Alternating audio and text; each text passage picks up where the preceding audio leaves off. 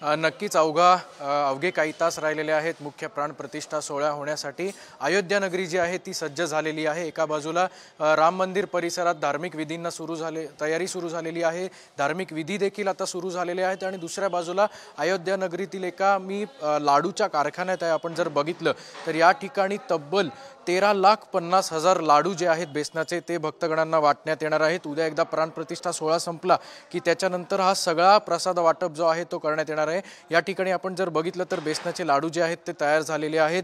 हे जे स्टीलचे डब्बे आहेत त्या स्टीलच्या डब्यांमध्ये प्रत्येक भाविकाला 2-2 लाडू जे आहेत ते या ठिकाणी वाटण्यात येणार आहेत। सध्याचा हा परिसर जर बघितला तर सगळा कारखाना जो आहे तो लाडूचा आपल्याला या ठिकाणी पाहायला मिळतो। जे नागरिक जे इथे जे लोक आहेत ते लाडू बनवायला बसलेले आहेत, त्यांच्या डोक्यावर देखील एक बॅग आहे। स्वच्छतेची काळजी या ठिकाणी प्रत्येक वेळेला घेतलेली आहे। संपूर्ण परिसर जो आहे या ठिकाणी तुपाचा वास जो सुगंध दरवळतो आहे। बेसनाचे लाडू तयार झालेले आहेत। नेमका हा प्रसाद कोणी बनवला आहे आपण त्यांच्याशी बातचीत करणार आहोत। सर जी, कहाँ से आए हो आप और इस प्रसाद देने का उद्देश्य क्या है?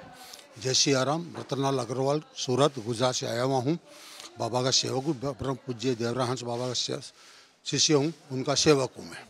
उनके आदेश अनुसार मेरे को सेवा में लगे और मेरा भाग्य समझता हूँ इसको। पहले तो मैं वो चीज़ मेरा भाग्य सुधर गया इससे, न किसी को मौका पहले मिला ना आगे किसी को मिलने वाला है ये बनवाने का मौका भी बांधने का तो आज के 7 जन्म तक मिलने वाला नहीं। हमारे पूज्य श्री देवरा हंस बाबा जी है, उनके गुरु थे देवरा बाबा।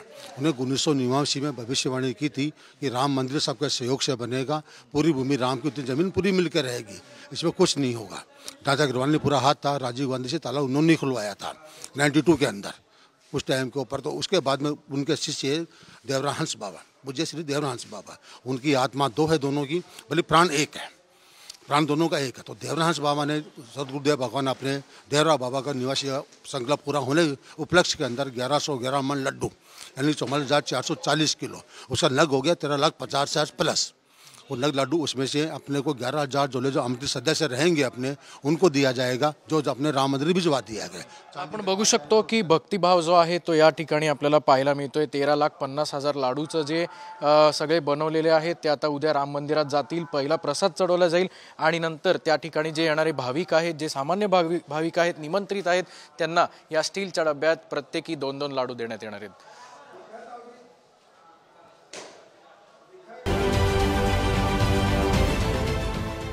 देश विदेशातील प्रत्येक घडामोडींचे लाईव्ह अपडेट मिळवण्यासाठी आता साम टीव्हीच्या सर्व सोशल मीडिया प्लॅटफॉर्मला लाईक, फॉलो आणि सबस्क्राइब करा। तसंच सर्व नोटिफिकेशनसाठी बेल आयकॉन प्रेस करायला विसरू नका।